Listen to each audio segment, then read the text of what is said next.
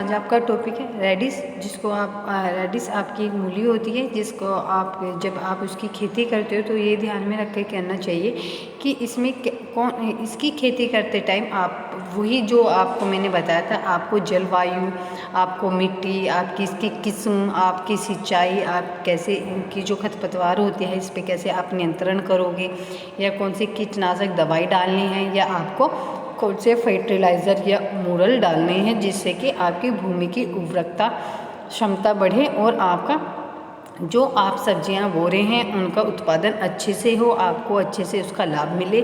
और आप ये किस मौसम में उगाई जाती हैं, तो ये कुछ बातें होती हैं जिनको ध्यान में रखकर आप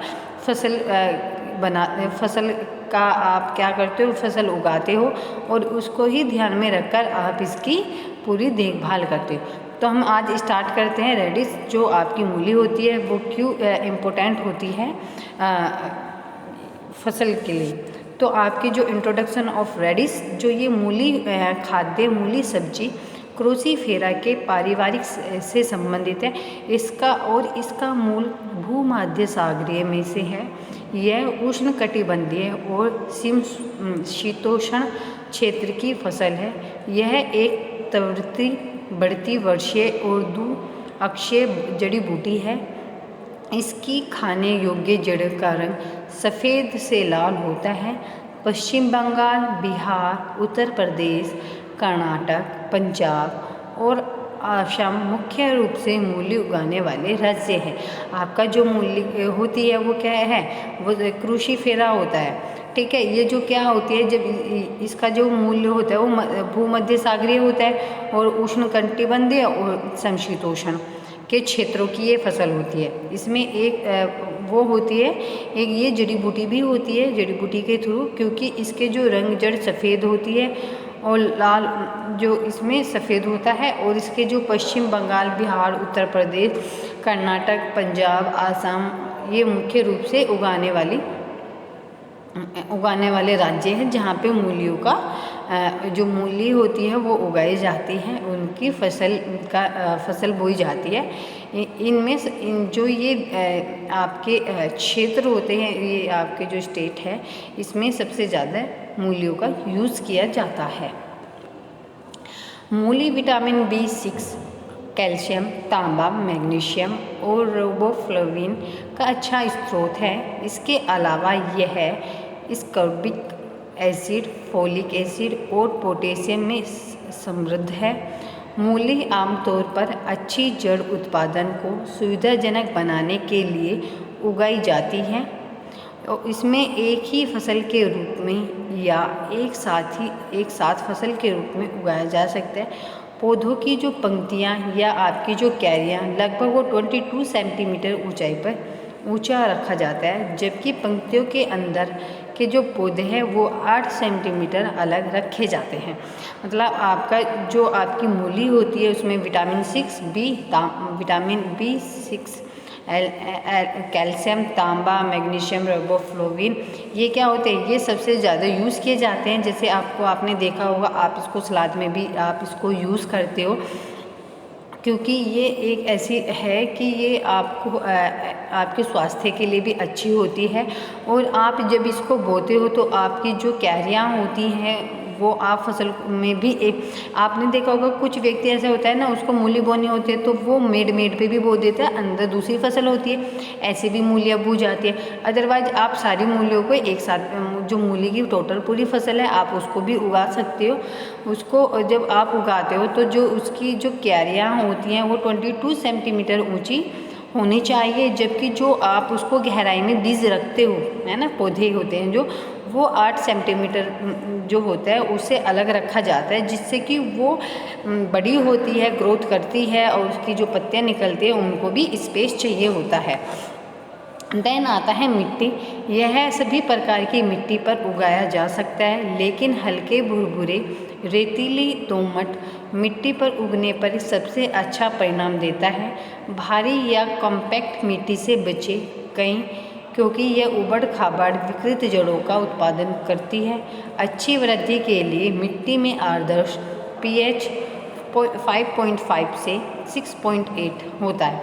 मतलब आपने देखा होगा इसमें जो मिट्टी होती है जिसमें आप मूली उगाते हो, वो एक तो हल्की भुरभुरी होनी चाहिए, और रेतीली दोमट जो मिट्टी होती है वो उसके लिए सबसे अच्छी रहती है, क्योंकि कॉम्पैक्ट जो मिट्टी से बचाने के लिए भी, क्योंकि उबड़ खाबड़ जो होती है, क्योंकि उबड़ खाबड़ उत्पादन होता है, और जब आप मूली का यूज़ करते हैं तो मिट्टी का जो पीएच मान सबसे अच्छा होता है वो 5.5 से 6.8 तक का होता है, जिससे कि आपकी मूली में आपकी जो मूली की वृद्धि होती है वो बहुत अच्छे से होती है। देन नेक्स्ट आता है बुआई।